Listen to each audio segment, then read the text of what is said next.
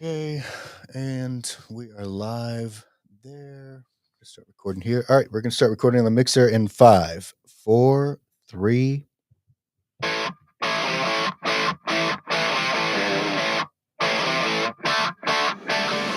Identifying as a mom, daughter, conservative, friend, parental rights activist, Republican Party delegate, lover of freedom, conspiracy theorist, mama bear, and force to be reckoned with, this is Raising Liberty with Lindsay Beckham.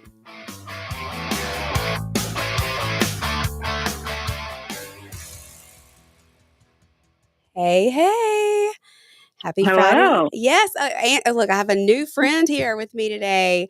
She's joining us by phone. But Ainsley, tell us all about who you are and what you want to talk about and what you've gotten so involved with and where your heart is. You bet. Well, I'm up here in the Northwest Florida Panhandle, and I am very happy to talk about the January 6th prisoners and the defendants and anything J6. I hope to be able to cover a lot of ground if we can, because we really need the American people to kind of step up and help out and to wake up to what's going on. So, do you have a specific question, or you just Well, want to me to what kind of got tell you? you what got you involved, or what made you so just to jump right into it, what made you Okay. so passionate about this issue, and what did you learn when you started to look into this and dig into this that made you want to get so involved? Sure, you bet. Well, it really started with the election and the concerns that our family had with what took place during that day, and then, of course, the fateful day of January 6th. And as we kind of hoped that things would be straightened out, and they weren't, and then we watched what unfolded at the Capitol that day, and were frankly, horrified at the events, but knew something. It just didn't feel right. It didn't sit right.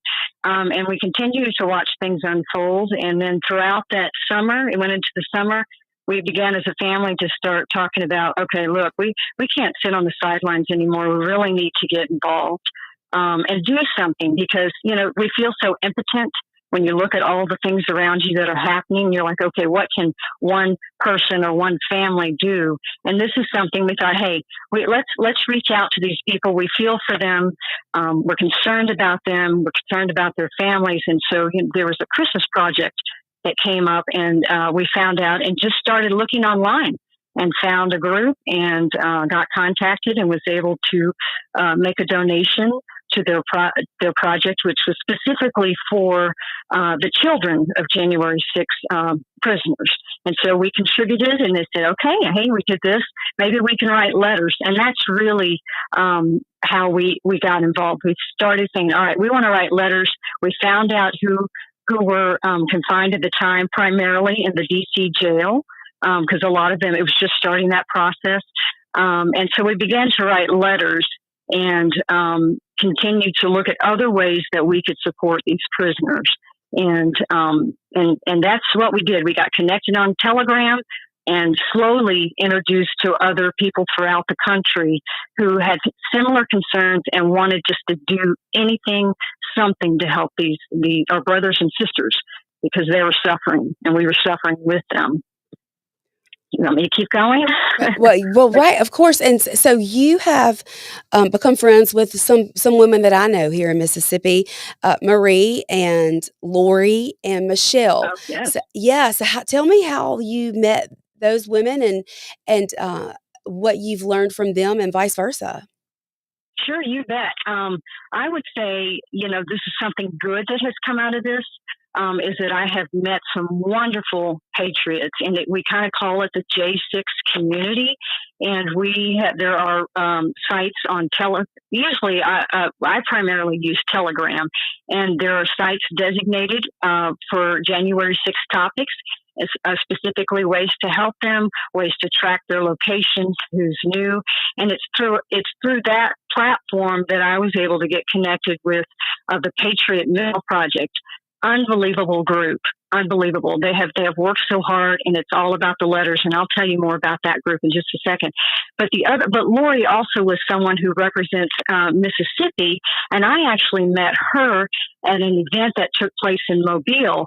Some of the ladies from these Telegram groups kind of said, "Hey, we're holding an event. Does anybody want to come? Are you in the area?" And then we began to pull people together, and it was an instant connection. You had a common goal, you had common concerns, and you knew you were among patriots. And so Right. that's how I met Lori. And then at that time, she introduced me to the My Brother's Keeper of Oxford group that was specifically focused on the January 6th prisoners in Mississippi. And her idea of kind of a state coalition, I support that idea, and I'm very proud of her, because we need more. Wouldn't it be wonderful if we had every state had like a coalition, because you really can focus That's on the right. needs of the J6ers and their families in that particular state. It's more localized. A lot of people say, "Hey, do we have any J6ers in our state? We'd like to help them." Mhm. And so that's how I got connected with Lori. And then, the months now, the years are clicking by, and the relationships are growing, and we're working better. We're better at coordinating our efforts to support the January 6th prisoners, those who are just now entering the court system, and the families, because they need help, and we need help to help them. Yeah, and that's what I was telling you earlier. I was shocked. I talked to Lori and one of our J6ers here from Mississippi at our state convention, our GOP state convention a few weekends ago, and I had no idea that they were still arresting people based on nothing more than if they were in the vicinity of the Capitol that day. So there are people that are just now being arrested. Um, That is correct. and That is that correct. floored me because I know people. In fact, Mary Jo Perry, who is just such an inspiration to me and someone that I admire and look up to so much. And she kind of is the backbone of the Conservative Coalition of Mississippi. And that's how I met Lori and Marie and Michelle and these women who are fighting for these people who have had no due process and they've been sitting in a jail and not getting to spend time with their family and just being treated so poorly. And I couldn't believe when I saw Lori with a J6er at the state convention, and he was telling me there are still people they're coming to arrest, showing up at their front doors just because their cell phone pinged somewhere in the vicinity of the Capitol building that day. That just shocked me. Yes, yes. We actually knew that was coming from some of the funding requests, I believe, that took place in Congress, that they wanted to pursue an additional 1,000 Americans. So it's approximately 1,400 people who have been charged. And you were telling me Of earlier, what percentage of that is Well, we have so about 250 are currently incarcerated of the 1,400.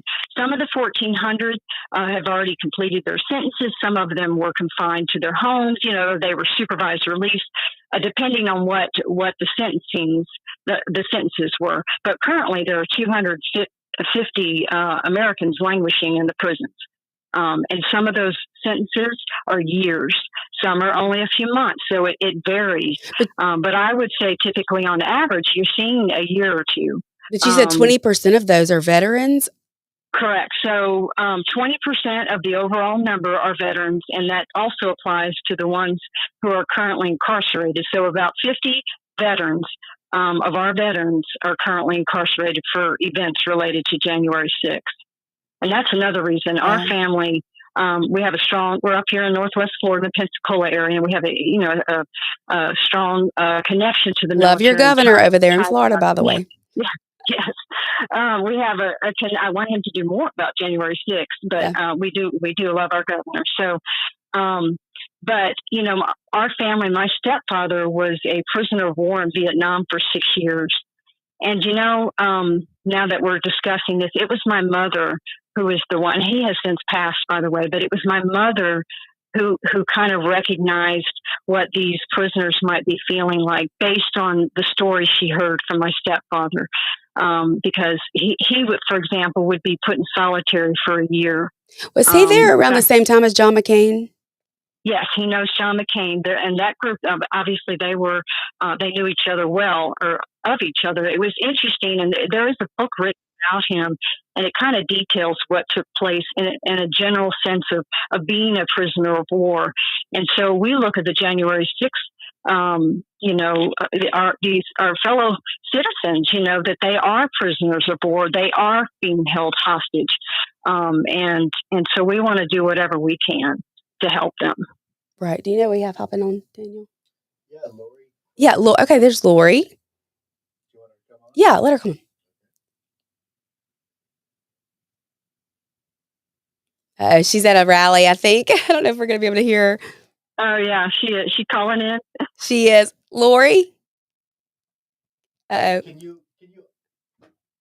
Can you unmute your microphone?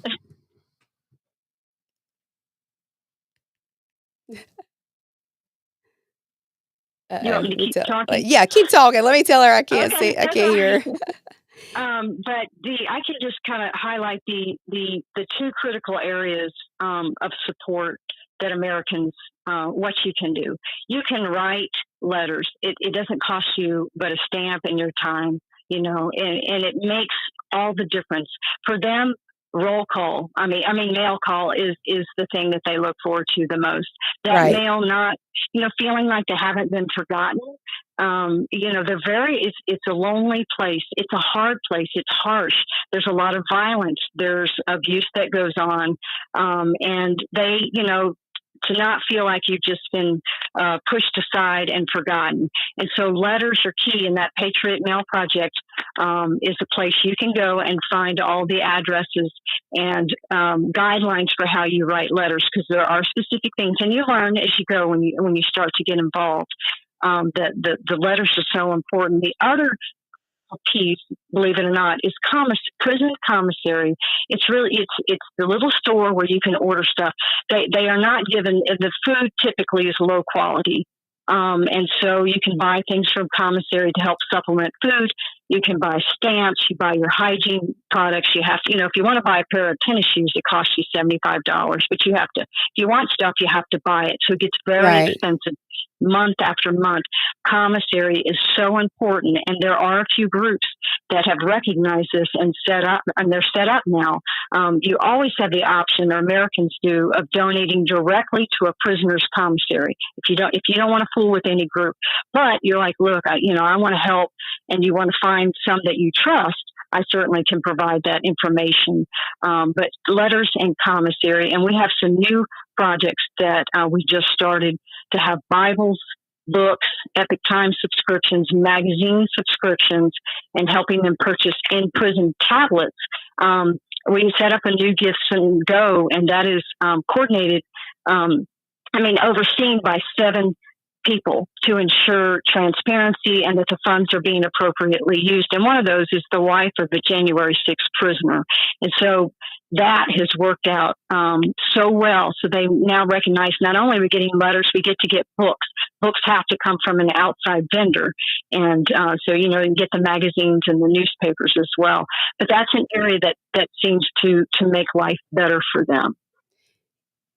Lori actually sent me. You there now? Can you hear us, Lori? We hear the horns honking. Hi, Lindsay. I can hear you. I'm on a borrowed phone. Can you hear me? I hear you. Are you having fun out there at the rally? We are having fun. There's a lot of people that are going by and supporting Donald Trump for president 2024. That's right. All right. Make America great again. That's right. And you can see we have our January 6th signs behind us. I hope you can see that. We see it. Getting lots of honks out there. I love it. I love it too. That's fantastic. Yes. Lori, I was just about to read a little bit of this this message that you got from a wife, a J6er, a wife of a J6er, and she said, over the last few months, since he self-surrendered, they had noticed money on his books for commissary that wasn't coming from her. And it took a good bit of Uh, searching, but they were able to track down who was doing that. And so these J6 sponsor groups have been responsible for those funds being put on the books. And, she just says how blessed she is. She said, "My sweet daughter was born 6 weeks to the day before she had to drive her husband down to Yazoo to surrender. And 5 weeks before that, she was hospitalized for a medical emergency as a result of pregnancy. And so solo parenting and recovering has been a lot, and the stress of the finances was weighing heavy. Um, there are a few organizations that are responsible for the money that she is seeing put on her husband's books, and the Lord has covered us in blessing after blessing despite what is being thrown at them. From the absolute bottom of my heart, I wanna thank you for what you're doing for the J6 families. It is greatly appreciated, and know that we have more people in our corner supporting us than we realize, and has been comforting during this difficult time. So, that's what we're seeing when you donate to these, or when you write letters. I think getting letters and letting these people know they're not forgotten about. They're not sitting in a jail cell in Washington and just forgotten about. We know that there are people who deserve due process that they haven't gotten. that's right. And my brother's keeper, Oxford, keeps nothing. We keep no money whatsoever. Our job is to be spokesmen, people for these prisoners and their families. We want to connect the general populace with these families, with these prisoners, write to them, support them, know about them, talk to your friends and neighbors, tell what is going on with our friends and our neighbors in our state. These aren't strangers in states just simply all over they are all over the country, but they're even our own statesmen, our fellow friends and neighbors. It might be the little Yeah. league coach of your son's ball team. Gosh, guys, these are our friends and neighbors. We can help them. We can make a really big difference for them during this difficult time in their life. Yeah, and that's one thing I was saying to Ainsley before you hopped on, is that I had no idea until I talked to you at our state convention that they're still arresting people, coming to the doorsteps of people in Mississippi. And I was saying Mary J. Perry, he's one of my favorite people in the entire planet. She was there January 6th, and I can't imagine if they showed up and arrested her just for being in the vicinity of the Capitol that day. That's crazy to me. Yeah, and our most recent arrestee was out of Kosciuszko. That's Donnie Walker. I've lost track of time, but I think that's been within the last 6 or 8 weeks that Donnie's been arrested. Sheldon Bray was arrested like last June or last July. And the truth is, there may be others we don't know about. The minute that we hear any information about the possibility that someone in Mississippi's been arrested, we start looking for them immediately. But there could be someone we don't know about. That's why it's so important for podcasts like yours and broadcasters like yourself to get the word out, because there could be somebody out there struggling, not knowing where to turn, not knowing about us, and you help make that connection for those families.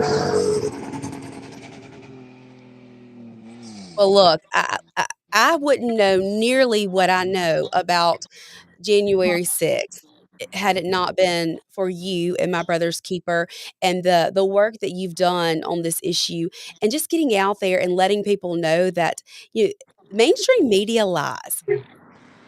Everything that you Yes. see is not what actually took place. Yes, that's correct. Let me give you one for example, if you have a minute. I Yeah, met go with ahead. a one of my former pen pals, the first one I've ever met in person, if you don't count me waving at one across the courtroom in Washington D.C.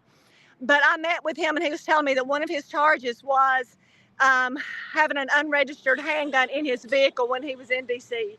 He did not take it into the Capitol, but he said in the state of Alabama, where he lives, it's legal to have an unregistered handgun if it's given to you by a family member. So they make it look like it's one way, but in reality, it's another way. Yeah, I mean, they Yep. spew things in a crazy way, and I told Ainsley earlier, I said, "Look, I'm no fan of the DOJ because, I mean, according to them, I'm a domestic terrorist just for showing up at a school board meeting concerned about what my children are learning in school." So I completely understand this weaponizing of our judicial system, and what they're doing here. It's not right.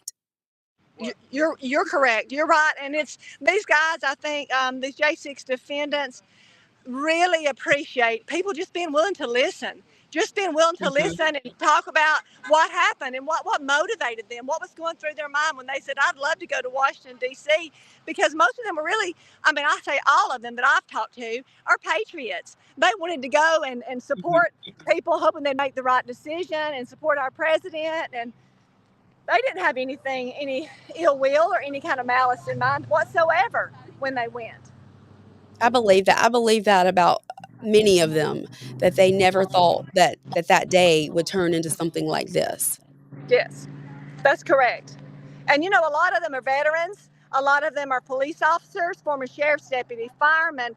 They're our protector personalities that went to stand up for what they thought was right and to be. You know, I know Sheldon Bray, one of our January 6th defendants, took a first aid kit with him just in case he thought someone could be hurt. There's a big crowd. These were a lot of them were our protectors, the kind that run into the building when everyone else runs out. And so we owe them a debt of gratitude. I mean, whatever happened, they're good people, and they were mixed up in a bunch of difficult time. They deserve to be heard. They deserve to have their rights honored, and they deserve the help of their fellow statesmen. You know, I keep saying this about the new Title IX rewrite that President Biden and the Department of Education has handed down, that it will take away due process from our boys and what that's going to do in the future. So I get it. Like, where there's no due process. That's so unconstitutional. You still with us, Ainsley? Oh, I'm sorry. Yes, Yeah. I am. I just didn't want to. I didn't want to interrupt. I think we lost Lori Yes. there. Oh, did we? Absolutely. There she is. She's back. It's been interesting watching the justice system and what the ideas that I had about many systems in our country, but the justice system and how it operates in the sense that there's a two-tier justice system, which to me is on full display. And there are many examples of that, but certainly January 6th is one of them.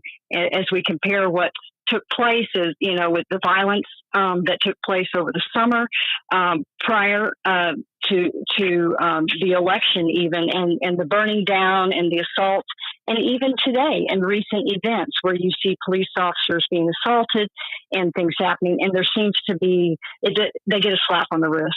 You know, they get released. And so there's no doubt that what is happening, and I think it's even been said, is this idea that they want to frighten the American people into not getting involved, to be too afraid to use our rights and to speak and to assemble. And we're not going to do it. We cannot do it. We will lose this country if we don't stand for it, if we don't get involved. And Right. I think you brought up with the school boards. I mean, I'm familiar with the school boards, but I only really went to my first meeting last year when I found out about the books. You know, of course, all that's happening all over the country, but still, it shouldn't have taken me so long to suddenly become interested. These books have been there, and it's just now we're starting to see the corruption and the evil, and we have to do something. Sitting back is not going to help us in any way. We're going to lose this country if we don't stand up. And I said the same thing, Ainsley. I said, I'm to blame for this as well. I wasn't showing up at school board meetings. I wasn't paying that close of attention to what was happening in our public school system. I believed wholeheartedly that our schools want what's best for our children. And I was wrong. And shame on me and shame on all of us as Americans. You know, it's up to we, the people, to keep our country. We're never more than one generation away from losing our freedoms completely. So we're seeing that play out right now with these prisoners with no due process and who are being falsely accused of something that they really had no intention of being there for. Right. Well, certainly, if people are willing to take the trouble to look at the video footage, you will see there is a lot of footage now. I believe the speaker has released more than 20,000, but it takes work for you to go investigate and do your own research. I mean, if we haven't learned anything up to this point, you have to question everything now, and you need to be consumers of research, and you need to understand that not everybody's motives are good, and not everything that you're being told is the truth. And so when you go to look at the footage, you realize that, wait, barriers are removed, or suddenly, I don't know if people realize that, number one, no police officer died that day, and that there were multiple protesters who were killed that day or died. One of them was killed, beaten to death. And so it's on video. It's out there. You can go look, Roseanne Boyland. It's out there. And also, the police agitating the crowd, taking down the barriers, shooting tear gas and concussion grenades. It's horrible when you watch this video and you have children crying. There's no doubt that there's a sense that this was a setup. Ray Epps, who got probation, right? Waving people in. Come on, let's go. Open doors. You can go look at videos. I think, when Jake Chansley went on the Tucker show, and, that video was aired. Incidentally, Tucker wasn't there much longer after that, but, where he's walking through by police officers, walking around like he's getting a tour. A lot of them, spoke to people, patted on the back. To me, it was a setup, and and I need to be able to say that because I believe it. And so people just need to do their homework and question the narrative and say why. What was the insurrection? How can you have an insurrection when the new potential president hasn't even been confirmed, or they're not in office yet? So the insurrection, in my opinion, took place when they were set up, and then suddenly we weren't looking at the results and the concerns that we had with the various states and the fraud that took place. And so, overnight we saw all these things, and then suddenly, the next morning things are all done, and I don't think that would have happened without the events that unfolded that day. That was the insurrection. Well, even if you don't believe that this was planned, I mean, even if you believe that maybe some of these people were insurrectionists, even if you fall on that Right. side of things, why are we not allowing them to have their constitutional rights? Why are we not allowing them a day in court? Why are we not stopping this nonsense where they're just showing up years later and arresting someone just for being around the Capitol that day? Right. What? Right. How is this happening? It doesn't make sense, and it's so scary to me because and I say all the time, my kids are never going to have to ask me why I stayed silent as all their rights and freedoms were being stripped away. We can't. We can't stay silent. Right. We must Right. talk about these things, talk about what's happening, and do better. Oh, absolutely. We need to be bold. Yeah. We need to be strong. We need to feel uncomfortable. I'm not one to call in, to podcast even. It's just not, or even to get on social media. I wasn't even on social media, and now suddenly every day, it's because we have to. We must. If we want our children to have the future that they deserve, and that doesn't look like communist China, or Right. or led by the global elites and the New World Order, we got to wake up. And if America goes, it potentially impacts the entire world and freedom at all over the world.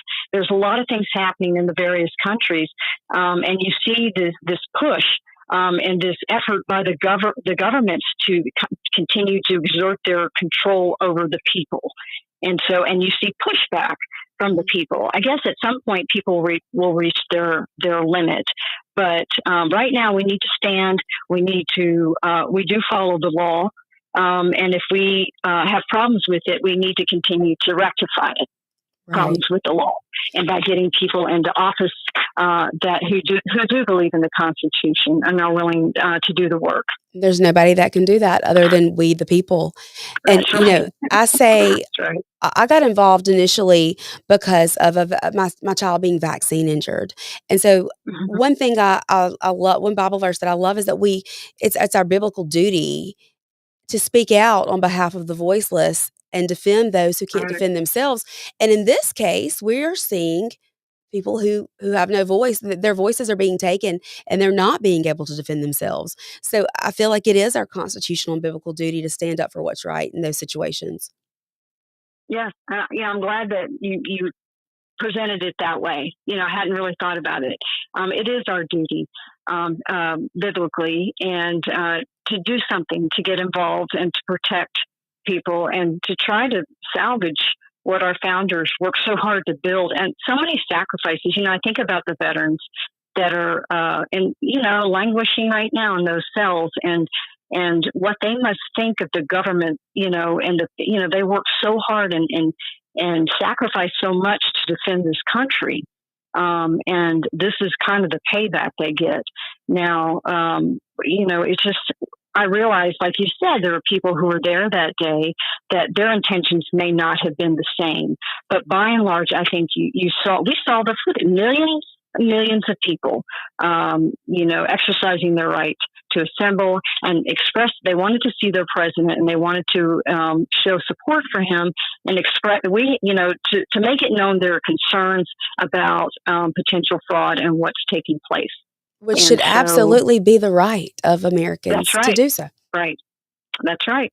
But us sitting home and trying to ignore it or go about our lives, everybody, they have their jobs and their families and stuff, but we have to do something, even something small. And that's, if we circle back to, you were asking, it looks like it's too much. You can't take it all on. It's overwhelming, but you can write a letter. And I'm on a podcast. Oh, that's my mother just came in. That's why I'm not talking to you. But anyway, now Mom's hi, Mom. So now I'm going to get my mom. Now I'm going to get nervous. But anyway, so I'm right there with you. And for you, it sounds like it was, connected with the vaccine, and then I'm assuming the election as well, and the schools. I mean, you're involved now. Yeah, so, absolutely. And then once you get a taste of it, it's like you're addicted. It's like we have to fight for freedom now. There's no other way. But I'll say this: one person who I know more than anyone else who has supported J6ers is my friend Clay Edwards, and we can talk about Clay a little bit. So Clay's got a morning radio show. It's the #1 morning radio show in the state, and he has just been so strong on supporting January 6th. So he also advocates for Men's Health of Mississippi. And if you are suffering from symptoms of low testosterone, such as fatigue or decreased muscle tone, lack of energy, low libido, brain fog. I mean, I have brain fog all the time. I think it's just being a mom, though, of 5 kids. I don't know that it's actually anything to do with testosterone, but sleep disturbances, you can text Clay to 601-327-8550 at Men's Health of Mississippi, and they will do complimentary workup and decide what you need as far as testosterone or what kind of therapy that you could benefit from there. And here in the past, I guess, year. It's been a little over a year now, I think. He's got a co-host a few days a week, and Sean probably does not. He's a little bit of a Democrat. We forgive him for that sometimes. Sometimes we do, sometimes we don't. And but he's maybe not on the same page as me when it comes to the J6ers, but he is an attorney, and he will help keep you out of jail if you F around and don't want to find out. So he says if you get whether it be you're arrested for a DUI or you just simply forget, I can't believe I'm saying this, to flush your dope down the toilet when the FBI raids your office, such as in Jackson, Mississippi, that happens sometimes, call the Yerkeron Law Firm, and they're here to help. So he's practiced law in Mississippi for 19 years with over a decade of that as a prosecutor in Hinds County. He has the experience to handle any situation that you may have gotten yourself into. So you can call him at 601-906-9094, or you can find him at onetextlaw.com or on his Facebook page. And he always says, remember, just because you did it doesn't mean you're guilty. So we got to remember that, especially when we're talking about J6ers, because they may have been there. It doesn't mean they're guilty. That's right. That's right. And they are arresting new people. I mean, that's part of what I help. There's that group I was telling you about where we track locations, and the Patriot Mail Project is on top of new arrests. because our hope is to try to pull people in and to let them know that there are resources and there are groups that are emerging that are there to help, and they serve a different function. And the American Patriot Relief is a wonderful group as well, and they help with commissary, and they also have some other projects that are kind of outlined on their website. But to see that like you said, that new people continue to get arrested. And if you look at the graph of arrest, you'll notice that there's definitely been a spike. And I call it a spike. I mean, it's an upward tick. There's no doubt. We've gone over the curve there, the normal curve, and the upward tick in the last 3 months.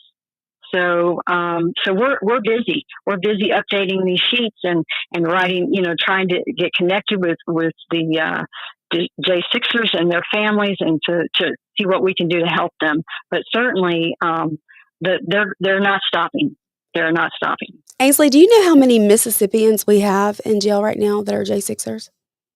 Well, I can tell you that, and that is something I'm going to make sure I give you the correct information, pull up my computer here, but there are approximately 10, I would say.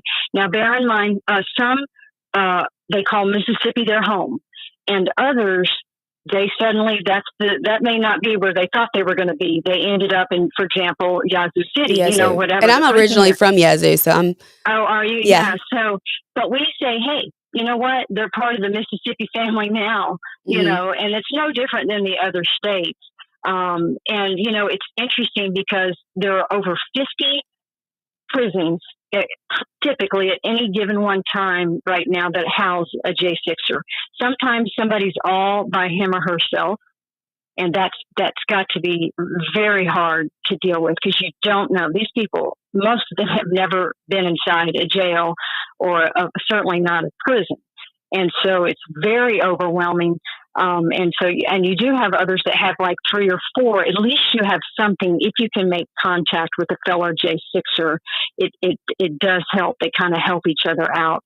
But that, we try to tell them in our letters, and encourage them, if you write them and say, you're going to make it. And they do. I mean, you're going to find a strength you didn't know you had. And so many of them are asking for Bibles, and they're turning to God. And that is just, to me, amazing. Some of them say, I know why I'm here. I'm here because I had drifted from the Lord. Wow.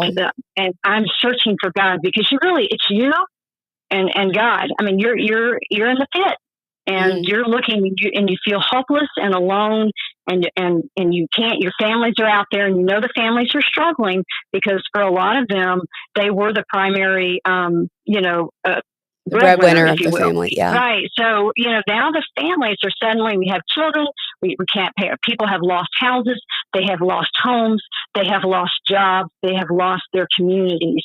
People have, I can't tell you how many, and I'm shocked by this. We have parents who have turned their back on their children, the J6ers, and then we have children of the J6ers who have turned their backs on their the parents. And it's definitely the family has been so deeply impacted in a negative way. And so you can imagine when you're by yourself and you're in a cell among people who have committed crimes, and you're concerned for your safety. I mean, and there are prison rules, both spoken and unspoken. And it's a new world. It's a different world. And it's one that I didn't know anything about. And now it's my duty to find out more, because what's going on in the prisons, I think a lot of Americans I would like to think they would be horrified, because of the medical neglect, just how things are operated, and putting someone like Lieutenant Colonel Brock. And I was just about to bring that up. Are you able right. to talk? I know he was supposed to join us, and I hope he's okay. But are you able to talk about him and his experience and what happened there? Yes, I can certainly touch on it. From what I know, I'm still learning myself his complete story. And I actually had connected with him initially through letter writing. I had my stepfather's book that I had mentioned earlier. I had that sent to the prison, and he read it. And so we started that correspondence about my stepfather, because I knew the hope was he could relate, and he could help him find the strength to deal with what he was going through. But for Lieutenant Colonel Brock is strong, and he's outspoken, and He's he's a leader. veteran, right? That's right, and he's a vet. Absolutely, it's in there. And when you hear from him, you immediately you recognize it. And so I actually hope that he will be an advocate for the J6ers. I see that happening. Someone who's out there speaking on their behalf. But for him, just the experiences of going through. But when he, at one point at the prison that he was housed in, he was in solitary for like 3 months. And I'm telling you, that is torture. Yeah, I can imagine. When you're let out of your cell 1 hour. And not only that, you're targeted. And so for him, if you have a guard, and you're going to have, just like anywhere, you're going to have good guards, and you're going to have those who take advantage of their position of power. Right. And they can make life miserable for you. They know the whole inner workings of a prison with the gangs, and how people are divided into groups, and just how the whole routine, the daily routine and the setup. And that's why J6ers can speak much better to that, because they've been there, they've gone through it. But I do know, I can imagine what it's like to be in the hole for 3 months, to be in the special housing unit, which they call the hole. How long was he in prison altogether? He's been, he was in a jail, and you get moved around. Mm-hmm. But gosh, I'm sorry, I don't know this right off, but it's going to be over a year, 2 years. I mean, it may be longer than 2 years. It's been quite the process. And for him now, so he is now transitioned to a halfway house. I didn't know if we could say that or not. I was going to let you go there. Yeah, you can say that. Thank you. Yes, he has transitioned. He's completed that portion. It doesn't mean it's over when you leave the halfway house for them.